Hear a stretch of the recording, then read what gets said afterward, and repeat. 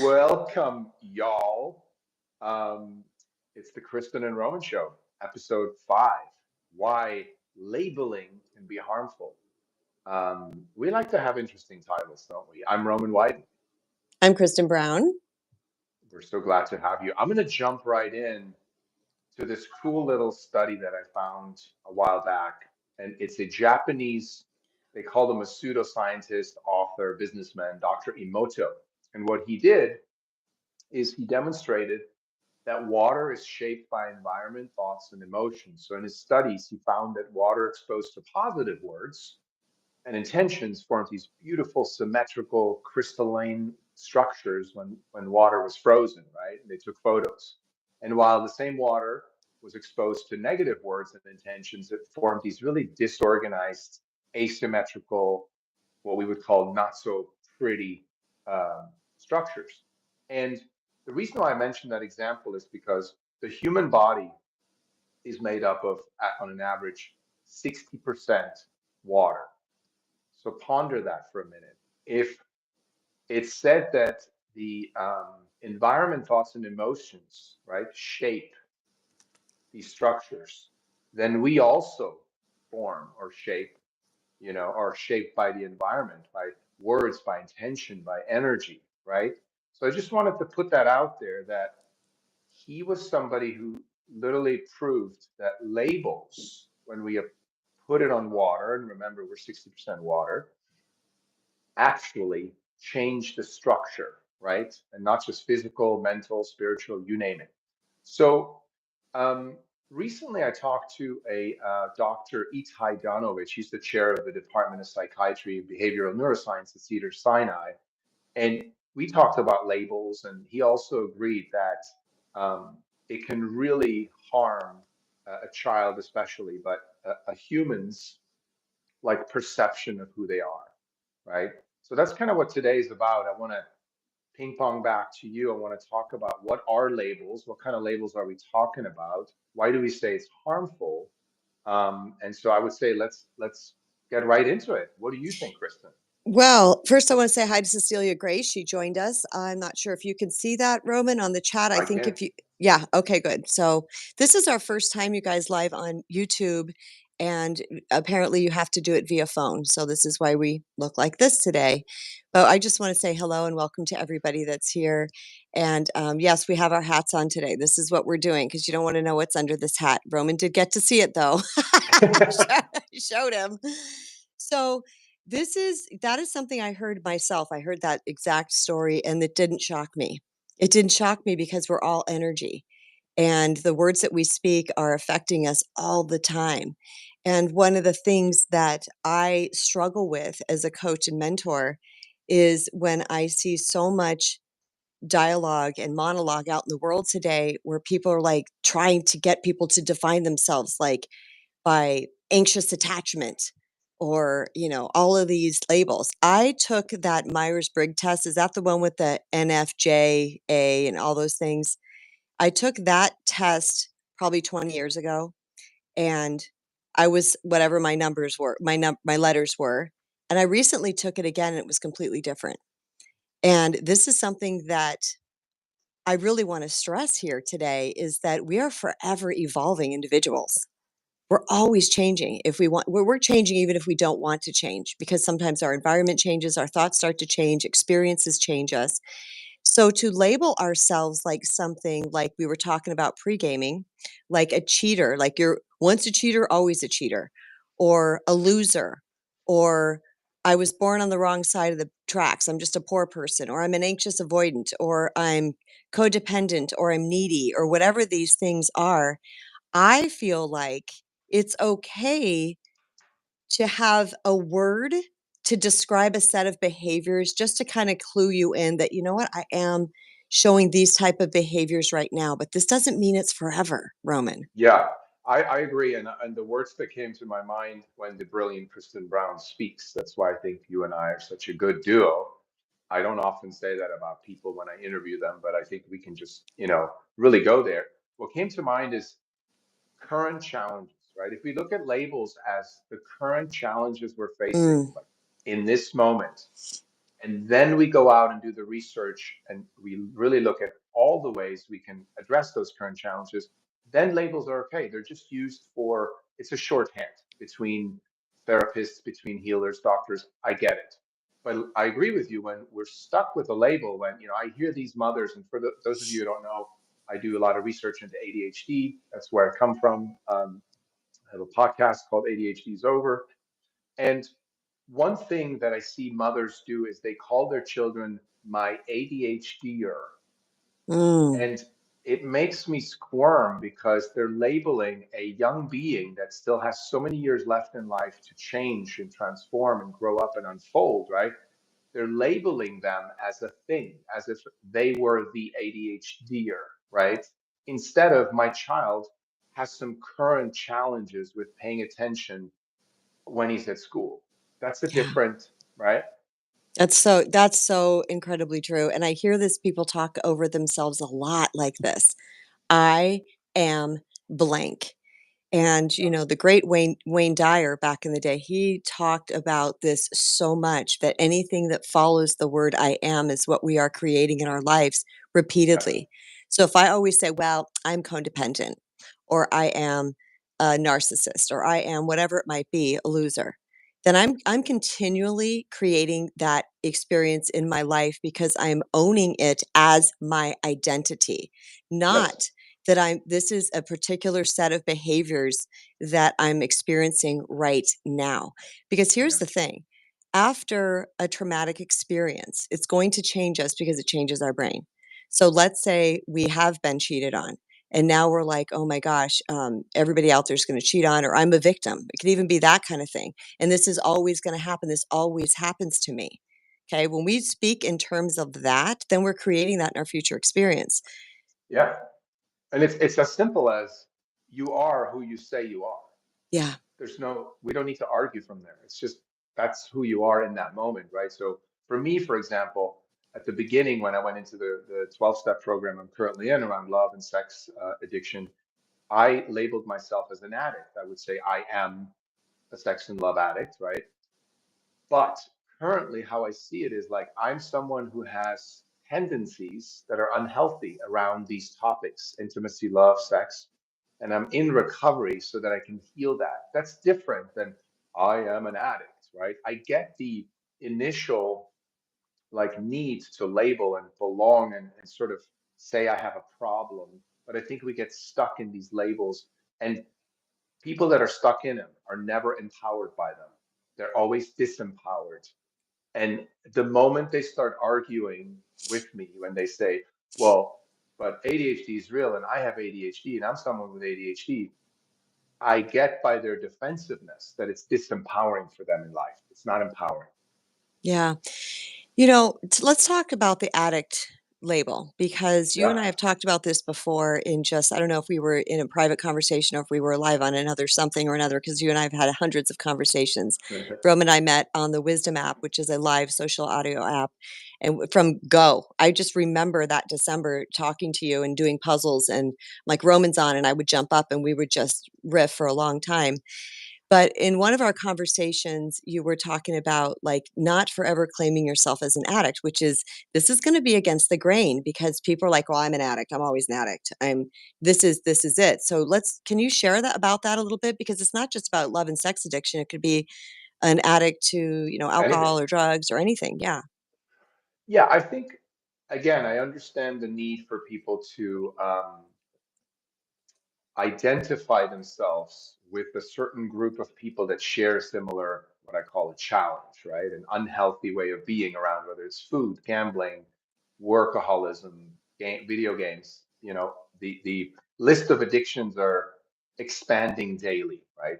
Um, because we're just using the next thing to check out and to numb ourselves, right? Like Netflix binge watching is an addiction. It really is for those who can't not do it, right? And then they're tired and they go to work, whatever.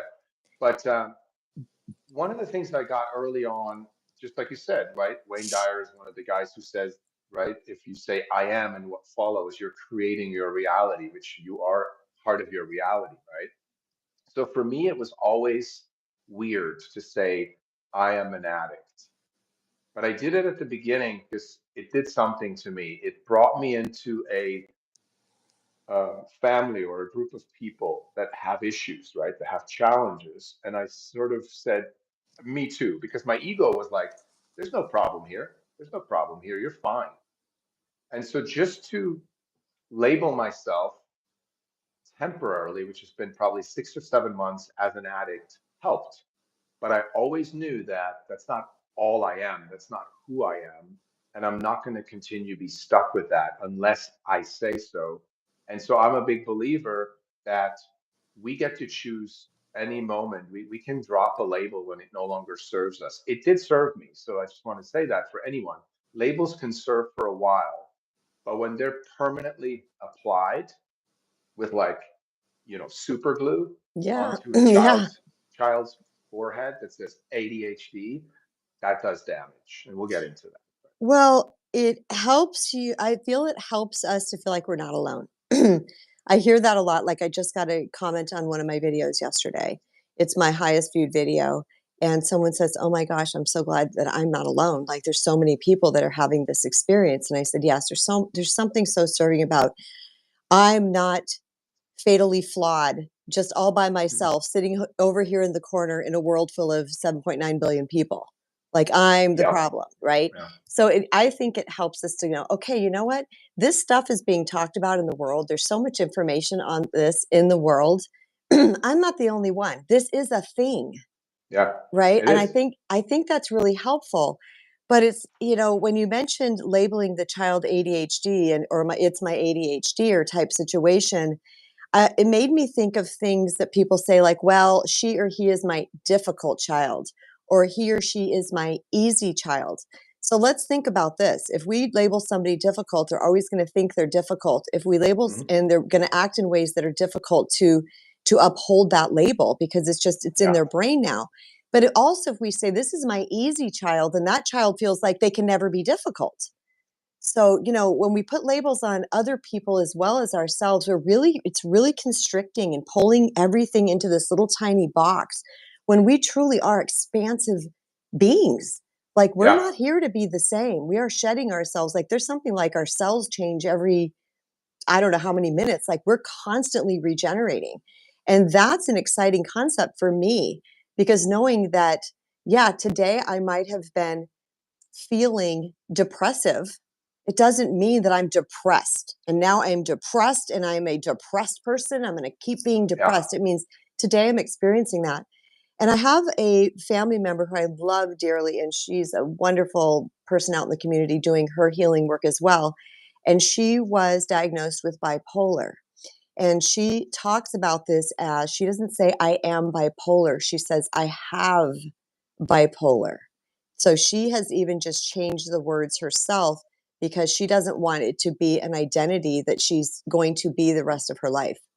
I think that's great. I would take that a step further because first of I would all, too. you're not that until you say so.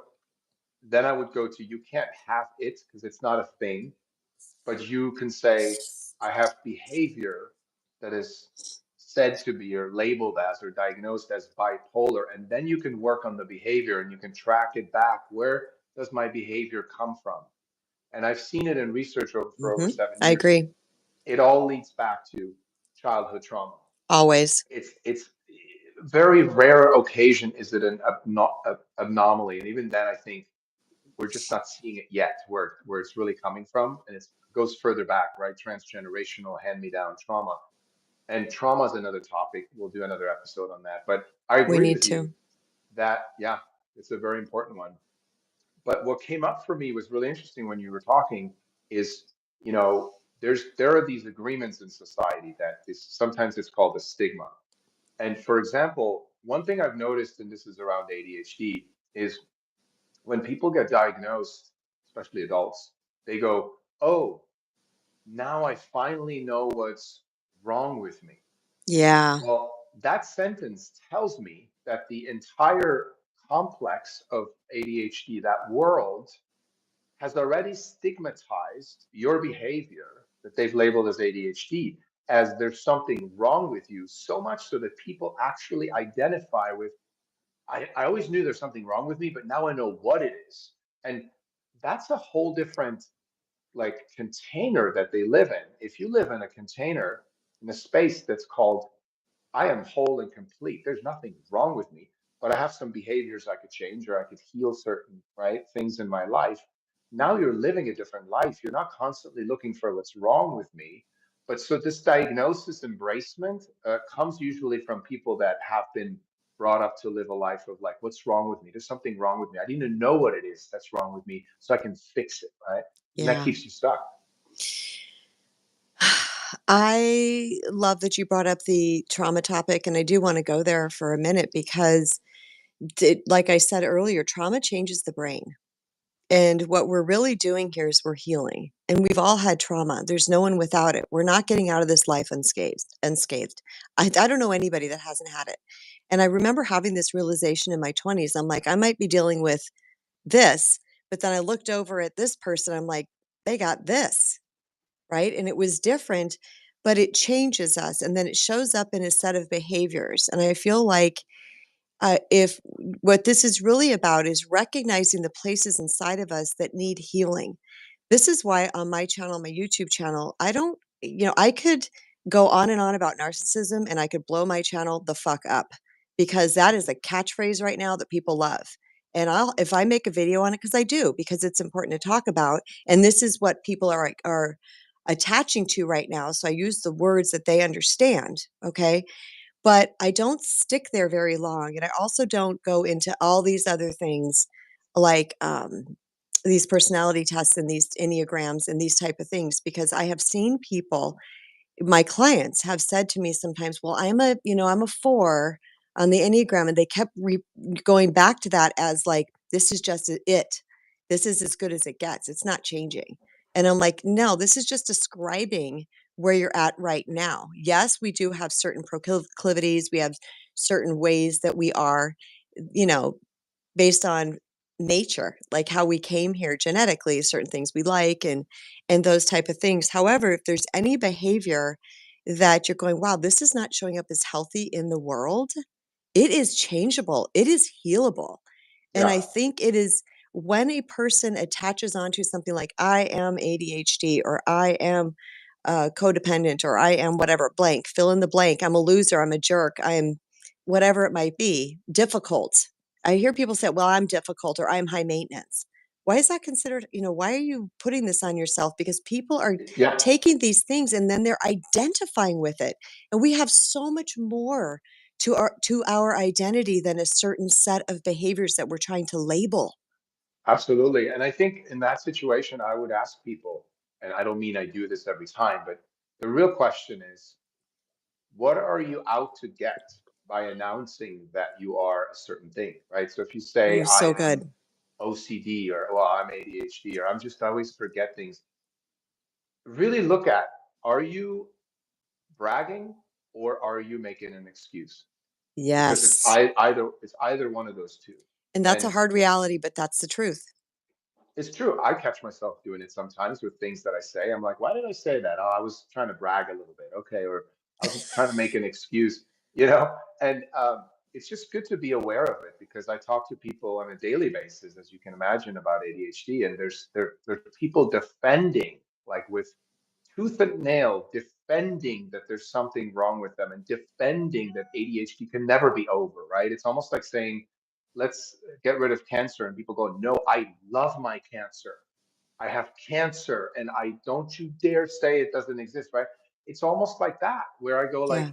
well, don't you like if you're struggling with it, wouldn't you want it to be over?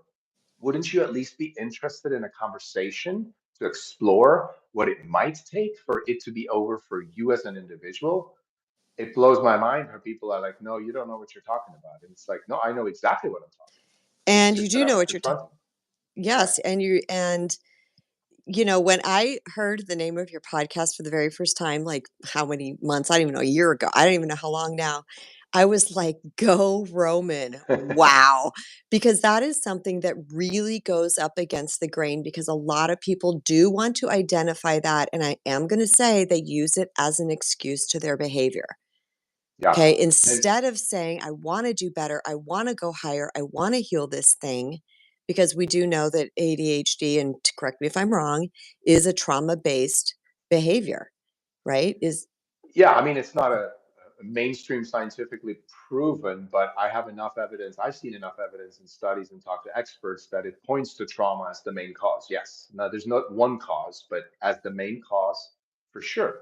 And I like what you said because, people not letting go of like it's sort of a comfort zone, right? It's like, well, if I have to label in the diagnosis and the medication, then I get certain hall passes. I get certain hall passes, Yes, right? And I yes, don't want to let that go because who am I without it, right? And yeah, there's an unwillingness to explore that if you went deeper and you slowed down in life and you really put aside your distractions and your addictions for a while for the time being so you can get sober and heal, you would actually dissolve your ADHD if you do trauma healing. It's totally proven. I mean, I've seen it. it is. And he's talked to expert upon expert upon expert upon expert, right?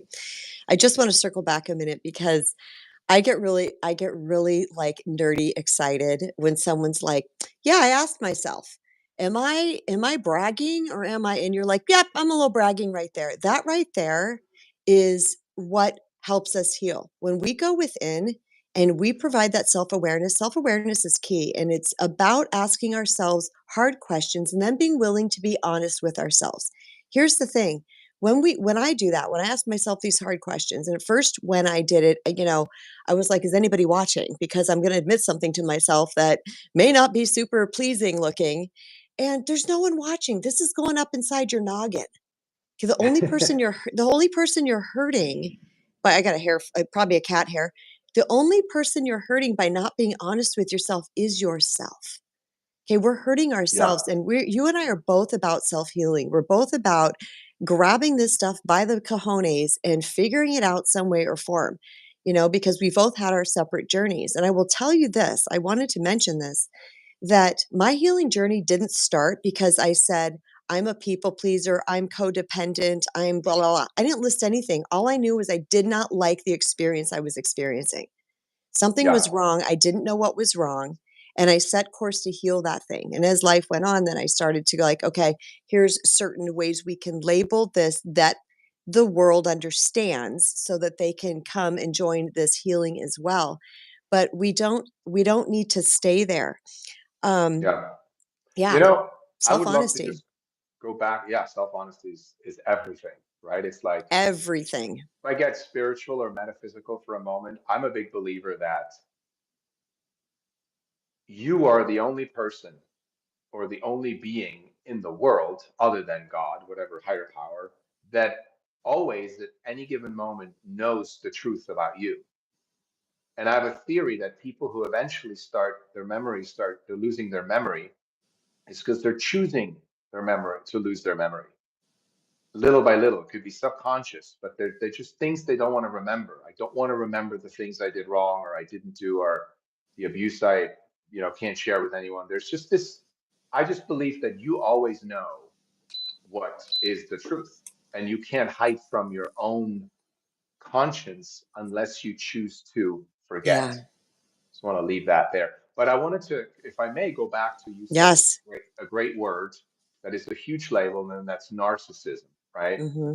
And I believe that no one is a narcissist. I believe that no one is an addict. I believe that no one is an ADHDer.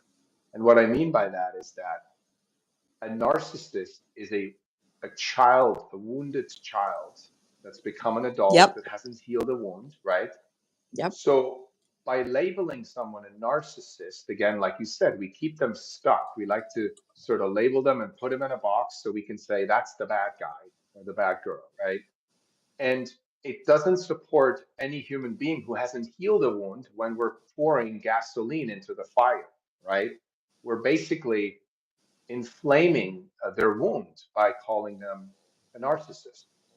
And it doesn't do anyone any good. Now, again, of course, there are people with narcissistic behavior. I used to be and still find myself sometimes engaging in that behavior, but I'm aware of it. And that behavior can be healed. Yep. And so I am not a narcissist, but I used to have tendencies and still have some around narcissism. So again, labels are not bad. Like it's okay to. It's kind of like if we don't know what a chair is called, and you walk into a furniture store and you go, I want, right? Then they're like, what the fuck do you want? It's like, I want, and then you go like, I want a sitting device. And they're like, well, there's benches, there's chairs, there's bar stool. Sitting What? device. Right? So labels are fine, but if you suddenly like identify with a label, then like we're saying, it's harmful because you stay stuck and you actually start believing that's who you are, and you take on the agreement of that label. In case of, say, an addiction, if you say I'm an addict, when you tell people, hey, would you be interested in dating an addict, they'll be like, I don't want to date an addict, because it comes with a negative agreement of society. So why label yourself as something like ADHD is a brain disorder? Why label yourself with a disorder when the Yes. agreement of a disorder is not an empowering?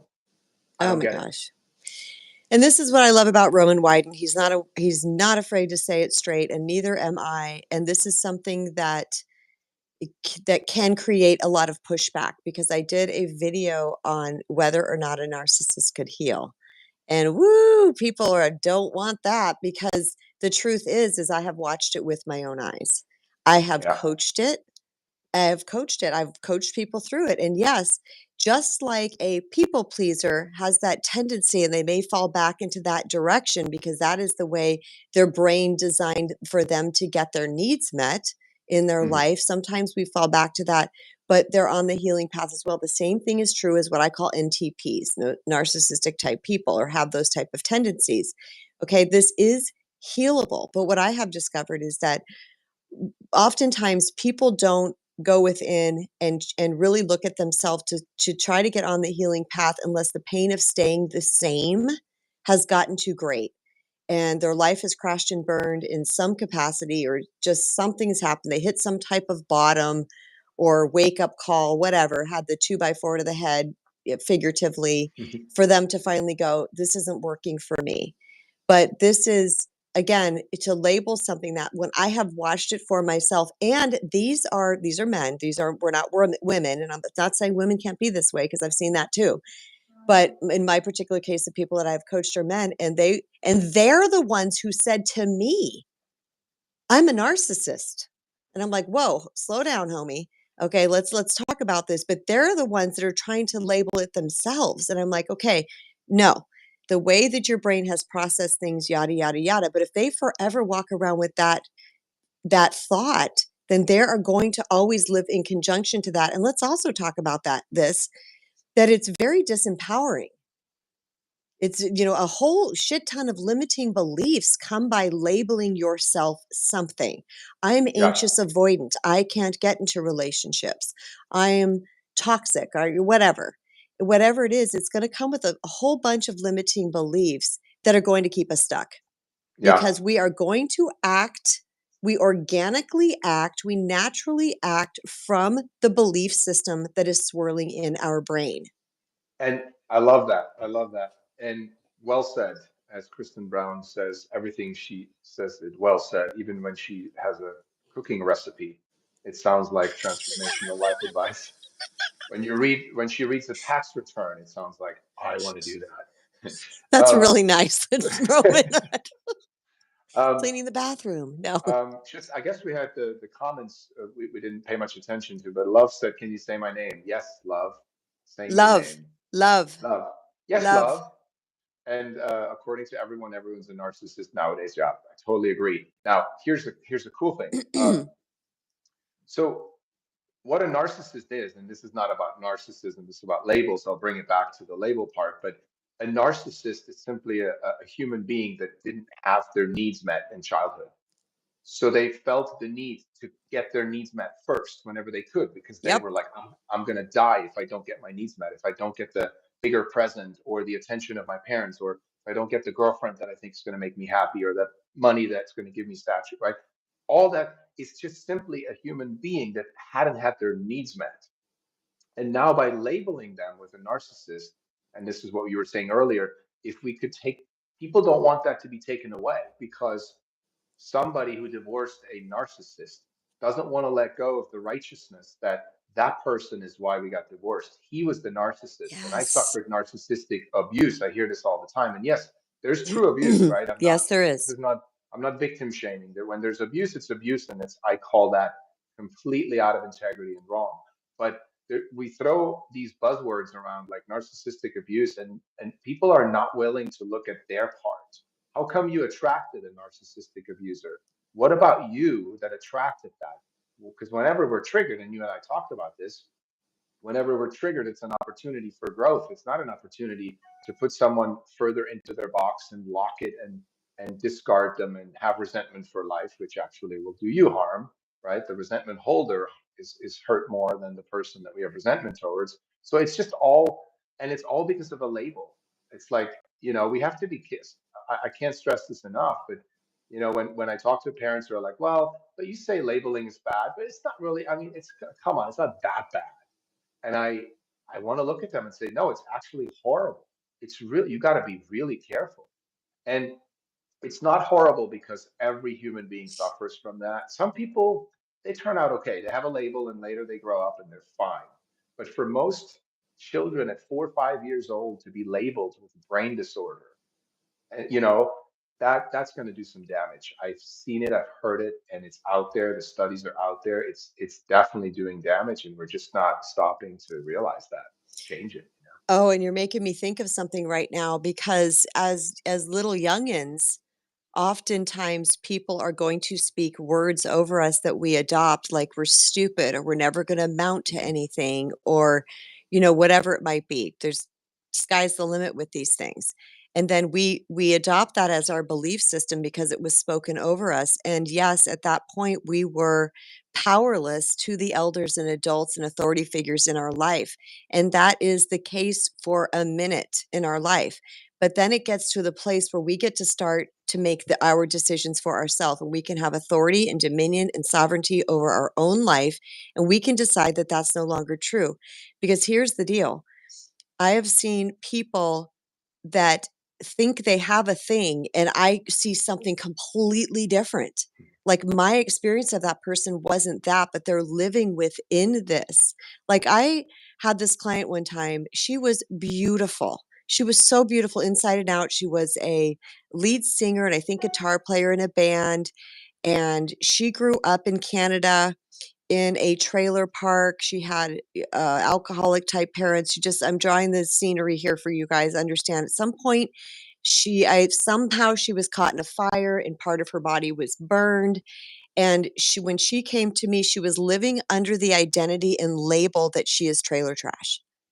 This girl was classy and beautiful and a songbird and handled herself, but this is the label she had in her head. I am trailer trash. And I'm like, you're the farthest thing from that. You're a Yeah. gorgeous, beautiful human being. So, this is the things that I really think this conversation is so incredibly important because we're dealing with society, we're dealing with all this social media, we're dealing with these things, and people so desperately want to fix whatever is wrong.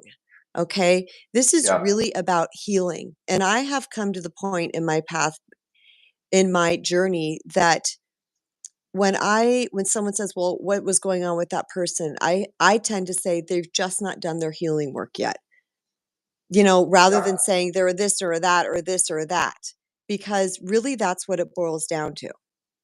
Well, yeah, and in the example of a narcissist, it's a great example because it's so everywhere, is Hmm. when we say that person's a narcissist, I could look at this commentator and say, okay, why? And then people go, what do you mean? He's a narcissist. He's in his ego, like he's selfish. Why? That's how he is, right? But when we go further down, when we actually ask the real question, why, and we go, well, unhealed wounds, didn't get his needs met, is acting primarily from the ego, not the self, right? Not the soul, the higher self, is acting from the lower self. Great. Hmm. Why? All same with ADHD, the same with depression, the same with. I'm a big believer. All mental disorders are, if you trace it back, it's all trauma based wiring of the brain. Same. It's the nervous 100%. system, right? Nervous system gets affected. You react a certain way. The brain gets wired, defense mechanism. And now you're, in the case of ADHD, you're constantly checking out. You have to check out. You can't be in the present moment. It's not safe. It's not comfortable. So go over there, go over there. What's next? Where can I be? I can't be comfortable in this moment, right? And the same with the narcissist. It's like, I'm not getting my needs met here. I got to go and get it here. I got to go. So all of that, if we just cut someone slack and say, look, that not poor person, that's a label too, but like have Compassion. empathy, compassion Compassion. for this human being that's Yep. still healing. And trust me, anyone pointing the finger at someone else that they're a narcissist hasn't done their own healing. Just want to say that because it's, Oh, you point one finger, three are pointing back at you. So it's it's pointless to point someone out as a narcissist. You can say, no, thank you. I don't want to be around this person and remove yourself, right? That's just a choice. That's a boundary. But there's no need to like, oh, he's such a narcissist and F him or F her, whatever. That's again unhealed. It's a reflection. It's a reflection of where we're at. So labels are good because if we use these labels, we get to see where are we unhealed too, right? oh my gosh. And this is going to blow people's minds. And people might not want to believe me, and that's okay because I'm not here to convince anybody of anything. I'm just here to share what I have learned and seen and patterns and habits. I've been studying human nature my entire life. That's like I was talking about earlier. There's some things that we just came here with, and I've had a fascination of human beings my whole life. I love people, I love watching people, and blah, blah, blah. This is something that's gonna blow people's minds. People that another person would label a narcissist, or maybe they even labeled themselves a narcissist, I've seen them have people-pleasing behaviors too. So, it's like, where is this line, right? Yeah. Where is this line of what this is? So, when we can really look at the person at, like you said, compassionately and knowing that this person has been wounded, they're healing, and we can still set boundaries. People still Yes. require consequences for their shitty and abusive behavior. Okay, this does not mean we have compassion and stay and let ourselves be the punching bag or the whipping post or whatever of this person. This means I understand this person is healed. I have compassion for them on their journey, and I am going to have a boundary with this, and I'm going to step away if this person does not Mhm. heed my boundary. And the best thing that I've noticed about boundaries is that because a lot of people are scared to set boundaries, but they actually give the person the opportunity to look at their own behaviors. Because if there's someone who's trying to get from you and like your attention and want to be around you, and then you're like, okay, but you're doing this and that behavior is bad, I'm going to remove myself every single time you do that. That shines a mirror on their behaviors. Are like, I don't get that if I'm acting like this. Okay. Yeah. And you're actually training this person, training them, so to speak, to know that that behavior does not get this. This sounds terrible, but it's the same way as if we were training a dog. Okay. They know when that behavior, they don't get the treat, this behavior, they do. And Yeah. that will wake people up to go, okay, that particular way that I'm acting is not going to yield me the results that I want. This is why boundaries are so important because it wakes people up to what Yeah. their behaviors are. We've really got Uh, onto the narcissist thing. First, I want to say before we continue is I'm holding my microphone, you guys, because if I let it do this, I've noticed on Wisdom that I get this tinking sound because it taps against things. So that's why I'm sitting here like this. And I also want to say to anybody, we've had a lot of people pass through this room. If you would like to drop down into comments and say hello and tell us where you're from or any questions that you might have, please do, because we're here to answer your questions and to really shed light on any of these topics that are coming up right now. Anything that just pops into your head that you want to share with us, please do. yeah, please do. And talking about boundaries, I believe that when we just label someone and sort of write them off as in like, oh, that person's such a narcissist, we are actually robbing ourselves of the opportunity to set a boundary, which most of us haven't been raised to do. So it would be an opportunity, like a life's lesson that we can learn in that moment to say, you know what, let me not label that person, but let me see where I stand with being in the energy of that person. And if I don't want to be there, then I can say, look, if you'd like to continue this conversation, I need you to, do XYZ or change this and that. Otherwise, I will remove myself from the conversation. I don't want to heap, right? That's setting a boundary. But when we just write someone off with a label, we're actually robbing both people, ourselves and the other person, from probably some of life's most important conversations in that moment, to really set the boundaries so that you can relate to each other in a healthy way, right? But most of us are not taught. I was never taught that. I had to learn that. I'm still learning. See, and that's the thing, is that we're so hard on ourselves and other people, but let's just, what I always say is, we're teeny tiny baby humans doing the best we can. And that is a level of compassion and understanding for us and for others that really helps an environment, a relationship to heal. Okay, we're all doing the best we can. Sometimes we're making a holy effing mess out of things, or the person that we're with is. But, let's just slow down, have a crucial conversation, because these conversations, my relationship with my children and my husband, especially my kids, because they've been with me the longest, it's gone through so many different phases. There's so many different phases.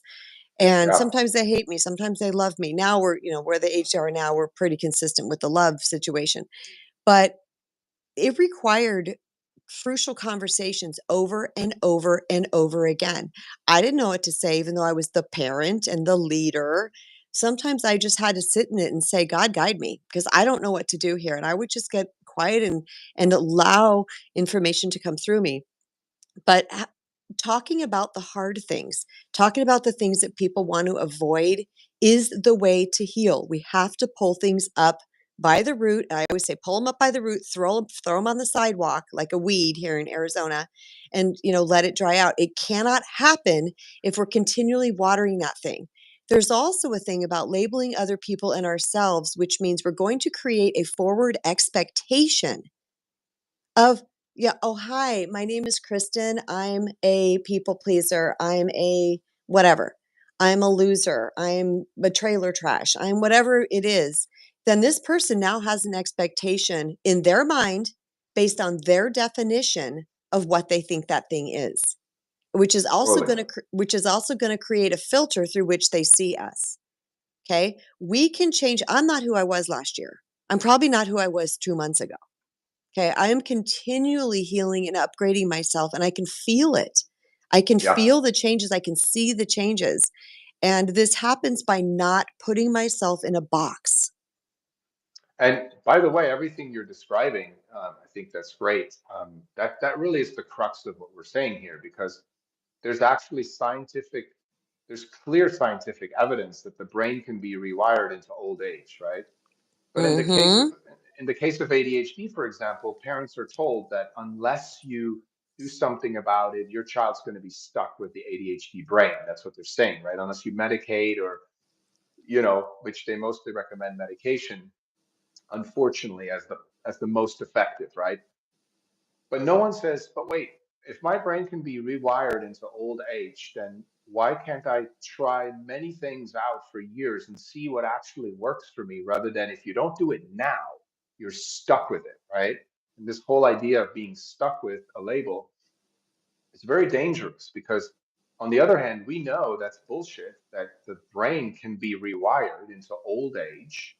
Like you said, you're still changing, I'm still changing. I'm currently rewiring my brain. um, I see the effects of it happening and And working. we're Maybe it's, old, and we're old. No, I'm kidding. we're like senior citizens. No, Oh, but yeah. No. but it's like sure, maybe at 20 years old it would have gone faster. Like, what, how I'm detoxing my brain now might have gone faster when I was 20, but that's besides the point. The point is that you can change your brain, your state, your way of being, your personality, your behavior, until you die. And Yes, that's empowering. and I love that you brought that up, because this whole thing of, like, I have seen or heard people say, "Oh, I'm too old to change." Okay, Yeah. what that means is I don't want to. Yeah. It means I don't want to. Maybe I'm lazy, maybe I don't wanna put the effort in, maybe I just like the way I am. I remember one husband saying to a wife, when the wife was talking to them about their issues, and the husband straight up said, "I am what I am." Like, it's just Yeah. like, "Frickin' deal with it." And they Yeah. ended up It's getting a divorce, because it's like, You know what? I am constantly healing and growing, and here's what happens is that if we don't if we're healing and growing, we met somebody at a vibrational frequency. And then if we're healing and growing and we're moving, there's going to create a disconnect between us where we're no longer going to be vibrationally aligned with that person. So I often say that couples or friends or whoever, families that grow together, stay together. I even mentioned it in my book because then you guys, you can kind of leapfrog a little bit, or one gets a little higher and the other one, whatever. There's no way that it needs to look. But if there's upward movement, you can pull the other one up by saying, look what I learned about myself. Or, you know what I've discovered. And the other one can say, this is what's going on for me. And you have these amazing conversations that actually change the way we think. It's going to change our perception. And perception is the pathway to healing because when we have a shift in perception, we create a change in direction. Mm, 100%. So when I start to think something different, that I automatically start to go that place. And I know that the limiting beliefs that I still have back here in my unconscious due to all the things that come across our path, someone once can say something to me in my 20s, just once. And here I am in my 40s remembering that one thing that one time, and it has shaped the way I think about myself. So it's not like it has to be hammered into us all the time. It can just be something that made us go, oh my God, that person thinks that. And now we think it, we take it on ourselves. And I remember in yeah, my 20s being called things because I was speaking up. I wasn't a quiet person. I wasn't the person that just took the bullshit. And I would speak up and I would say, hey, not cool. And then I was called a nag and a rag and all. And I'm like, and then I thought, okay, don't speak up because don't stand up for myself because I'm going to be labeled this. So I started to shrink a little bit, and there was a part of me that says, "This is not right. Don't yeah. call me a name because I'm respecting myself." And as you were talking, I was just thinking about, we talked about the different labels earlier, and the cheater, right, is another one. You said, once a cheater, always a cheater. And I hear that a I'm lot. 100% with you as a former cheater. Um, No, I don't I say that. I'm saying that's what the world says. Yeah, the world, of course. Yeah. Yeah, I know you don't. Okay. But it's like, as a former cheater, I'm now clear that once a cheater, always a cheater is not true. That is again keeping someone stuck. And usually it's the need to say, oh, that person cheated on me, so F you for cheating on me. And because you've cheated on me, you're going to cheat on everyone. So I'm writing you off entirely, right? Versus again finding out what was my part in it. Why did I attract a cheater? Why did this happen? What was my part? And also again realizing that the cheater is also still trying to heal a childhood wound. And Yeah. again, it's not having their needs met. And they somehow fell into feeling like, well, I gotta um, keep one foot out the door in every relationship, and I got to look for the next one in case this one doesn't work out, or I got to break up before they do, right? The fear of abandonment. There's all these complex childhood trauma effects that a cheating person is dealing with unconsciously, right? For me, it was unconscious in a way. I knew I was doing something that was out of integrity and not right, but I couldn't control it. So I did it anyway. But I don't cheat anymore. I'm done with cheating. I will never cheat on another person ever again. I'm 100% clear about that.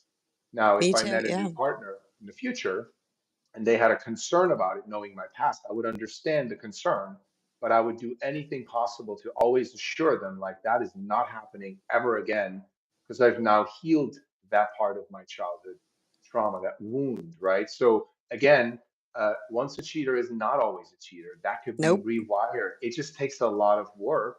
And here's the worst part, Kristen. What I don't like about this is that we then go, talking about labels, right? We then go even further and say, well, men cheat, Oh right? yeah. They Oh usually yeah. cheat. So now we're labeling a whole part of the population that I know. because you're a man, probably you're going to cheat, right?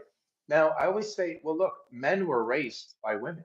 I mean, yes, fathers as well, but men were raised by mothers. So we can't just say masculine, all men are bad, right? I had a discussion at a sleepover of one of my kids with a mother that arrived, and she was very angry, and she was like, "Yeah, men," and she's like, "Men better get their shit together." And I was like, "Well, yeah, and women too." And she's like, Yeah. "No, no, no, no." And I Stop. said to her, I said, well, guess what? I, as a man, was raised by a woman, right? I had a father too, but my mother really was the disciplinary and the. And so I told her, I said, don't just put it all on men. Yes, we have our work cut out for sure, but women do too, right? So I just want to make sure we have these social labels that are almost these stereotypes, right? That are also labels. There's many other types of labels. None of them help us. None of them. I'm so glad you brought that up because that's when anytime someone comes to me that starts a sentence with all blank do this, Right. stop right there. Stop right there. There are no Yeah. absolutes and all blank don't do anything. Okay, we are far too unique, far too complex that all everybody does everything. I'm blonde. I could fall into the category of dumb blonde. I am the farthest thing from dumb. You Yep. know what I'm I saying? would. It's like, Yep. or, I grew up in Scottsdale, Arizona. Oh, Scottsdale girls, this and that. I lived here when it was a cow town. Don't be telling me. You see what I'm saying? Like Yeah. it's like these type of things like labels that are putting on and I just sit here and watch people and they're like all this. I'm like, you are believing a limiting belief that is going to keep you stuck in life. It's going to stop you from thriving. It's going to stop you from acquiring your dreams because you're believing this horrible thing. And I've Yeah. heard it over and over again. I had a friend who lived in, oh, I think she was in Ohio, and she said, all the men in Ohio blank. And I said, no, not all the men in Ohio. She goes, yes, you don't know. This is my state. You don't know all the men. I'm like, okay, so all how many billions of people live there? All of them do Right. this. But And it's she was only. like, and I told her, I said, you're having a limiting belief about your state. There's Yeah, like, and it's you like don't know the for. coolest dude ever could be living downstairs and you have no idea because you believe he's like all these other guys. But see, if we take that sentence, I love that. If, for example, this person said what's the truth and said all the men I've encountered in life are, right? Still not true because are really all the ones that she encountered the same way? No. But at least you would now bring it to what who I've encountered because then you can ask the question, how come I've attracted mostly men that are blank, right? That are X fill in the blank. Then you have an inquiry, then you have a place to go to grow versus they're all wrong, right? Oh my It God. doesn't do anything. I love that you brought this up because I'm going to tell a little story. After my tsunami exes, which is what I call my second ex husband, after my tsunami and my ex and all those things, I was really bitter. And now I want a backstory for people who don't know me or don't know me very well yet. I grew up with four brothers. I'm the only girl. I hung out in a neighborhood full of boys. I had guy best friends my whole life. Even when I met my first husband, I was like, okay, I've got, Bob, Jack, and Jim are coming with me into this relationship, because I got dudes for friends. Roman. Okay. Yep. And well, I love men. Like I literally love men. I love the company of men. And I was bitter and I was angry. And I found myself, Roman, one time standing in a Starbucks behind some guy. And I remember thinking there, I was like, yeah, what did you do? Yeah, you're probably some asshole. I mean, I literally in my brain, I was looking at some stranger and telling a whole story about him. This is what really caught my attention, though, because I also love kids and I love little boys because they're in their purest form as male species when they're young. And this little boy walked by me and I was like, yeah, you're going to grow up to be a little fucker, aren't you? I mean, this is how bad it was. And I was like, Kristen Brown, what is going on? And I remember going, God, you're just so bitter and you're lumping Mm, everybody in. And this is what I did. I said, God, please help me to see good men right now. I know they're out there. And besides my brothers, because my brothers are stellar, I said, I know they're out there, but I'm really stuck because I'm stuck in this belief that all men suck and all men are, oh my gosh. That I think it was the next day, very first time I did this couple. They're a little Jewish couple. The wife had rheumatoid arthritis and she came in on her special scooter and he walked with her really slow because those things don't move well. The whole time she's in my chair, we have to be very careful at putting her in the chair and all these things because her legs didn't work well. He gushed over her and they were in their later years. And mm, then the dad that came in with his autistic child that just gushed over his kid the whole time and his wife. I did all these people for years, and this maintained true. But after that day, was walking out of the salon, I was like, I go, "Thank you. I see it. I see it. That was just a limiting belief that I had. That was just a label that I had that was not Mm, true." But I was yeah. willing, and this is something I wanna bring to this conversation. You have to be willing, okay? The universe will work with us, God will work with us, but we have to be willing to ask the questions and then open our heart. Because we ask the question sit there all pissed off and closed off and armored, it's not coming because we've got this narrow mindset. But when you open your mind and see, you're gonna get your answers Yeah. I or love the that new story. perception. Right. And, you know, we can ask ourselves whenever we label, we can just say simply, is this coming from love or is this coming from righteousness? And if it's coming Or from fear. righteousness, or yeah, fear, right? Mhm. It's not going to do any good for anyone involved. If it's coming from love, it'll do good for everyone involved. And I know that's simplifying it, but that helped me to really look at like, when am I being judgmental and righteous, and when am I being loving, and have compassion? And never have I had a good result when I've been judgmental or righteous. Never, you know. You can talk yourself into, oh no, no, it was fine, it was good. That's bullshit. It never happens. And so it's just like, why do we keep labeling with righteousness, with like putting someone down, coming from fear? That's where we have to look. I was talking with somebody the other day. I said, look, um, in the case of say ADHD, uh, having a label as a shorthand, sure, that's fine with me. Let's have labels, but let's have them be empowering. And when it's a disorder, when you call somebody with a deficit and a disorder, those are two negative things. So that's not empowering. So what could we call it that's empowering? Could we call it current focus challenge, right? Or something where you get it's temporary, it's a challenge, and there's a solution, right? So then when you get diagnosed with a label, it's not like a hammer. It's more like a sponge. It's like somebody's holding you and say, we're going to work with this, right? Versus, oh, dude, you got the thing in your brain. It's we got to fix that. That's a different world. Yeah, yeah. What were you calling it? A label is the Oh, shortcut shorthand.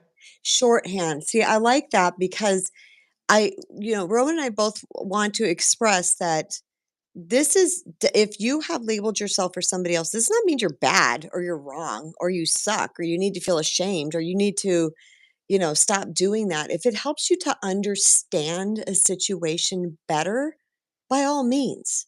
What we're talking about is when we label somebody else or ourselves, how that is going to keep us in a box because we are literally owning that identity or giving somebody else an identity.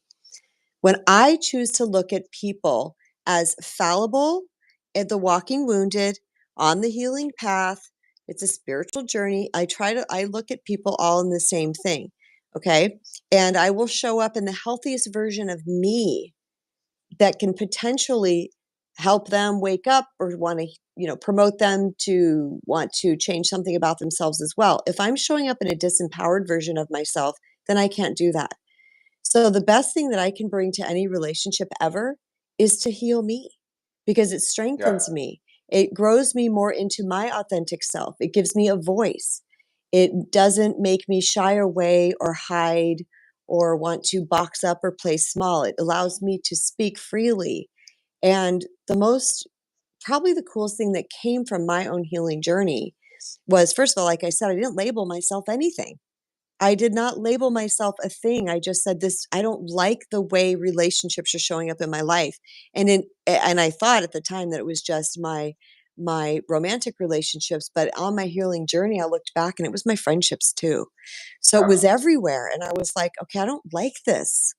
I didn't say, well, I'm a this and I need to heal that. It was like, no, I need to figure out why this is happening. And that's when I went within and started to give myself this love that we're talking about. And when I yeah, started to give myself this love, that's when it's like the blinders came off, everything became more clear. I actually became the strangest thing, but more gentle, but more firm. Like it was like this weird little thing that started happening yeah. instead of being 'cause a lot of people are afraid of healing, that they're gonna turn into something. No, you become a cleaner, crisper, shinier, more brilliant version of the gem that you are. Yeah, I love that. This is perhaps a good, what do you think? A good place for us to uh, end this episode and Oh, so think good. about what's next. But yeah, it was really great. I just want to acknowledge you for holding this for 60 minutes. It's really Like, comfortable because I have my hand on my arm of my chair, so it's like okay. Oh, got it. Okay. it's not like I Uh, held my hand up like this for an hour. you got a shoulder issue. Yeah. Um, well, I just want to thank our whoever's come through the room for checking us out, the Kristen and Roman show. It's been a pleasure for me. Yeah. This episode was, on fire. I love to go live. I actually enjoyed this better than us doing the pre-recording. I do Yeah. wanna thank everybody. We had a lot of people blow through this room, and I don't know who's still in here because unfortunately we don't get to see. Let me see if I click on the name. Well, No, you hearts. Yeah. yeah, I can get the hearts, but I can't tell who's actually still in the room. So thank you guys. Well, thank What I you would all. super appreciate it if you guys would give us a thumbs up on whoever channel you're listening on. Don't forget to subscribe to either channel. Rome and I do this bi-weekly. And we really Cece's still here. Thank you, Cecilia. Mwah, mwah, mwah, mwah. Um, and we do this bi-weekly. We come up with topics and titles, literally whatever comes in our head. We're like, hey, that like we just did today, trauma, that's a good one. Let's talk about that next time. This is how we do things. And we love to be here and sharing with you. We also love your questions and your comments and sharing with people that you love because we all know people that need this information. It's not just us. And I'm saying that not in an imposing way, like you gotta watch this video, because but give people the option. Say, "Hey, I watched something, and if you are interested, I'll send you the link." Okay? But Yeah. yeah, comment below and also let us know if you guys have any topics that you would like Roman and I to discuss in the future because we would be happy to add that to our queue and to go there. But I just want to say thank you all for being here. This was a really, really great time. And Roman, I love and appreciate And you so we can much. high five, right? Here, can't we? The other way? If you go there, boom. That's funny. On my screen, we're doing it opposite. Oh, okay. Well, then we can't. Okay, I'm gonna do Anyway, one thing while we're still live though. There's a button that's 2 arrows that turn different directions, yep, so I'm gonna see what oh, it just turns my camera. Just yep. turned my camera to my stand. And what's the one on the bottom that looks like a Microphone. That's just to mute yourself, I think. no, it's like a highlight saved to your channel as unlisted video? I don't know what that means. I hope it's not I an don't unlisted have that on video. my end. Yeah, I was the guest, so I don't have that on my end. Okay. So, yes, so thank you everybody, Cool. and we will see you in Dos Weekos. Bye, everybody. Peace out. Peace Bye. out.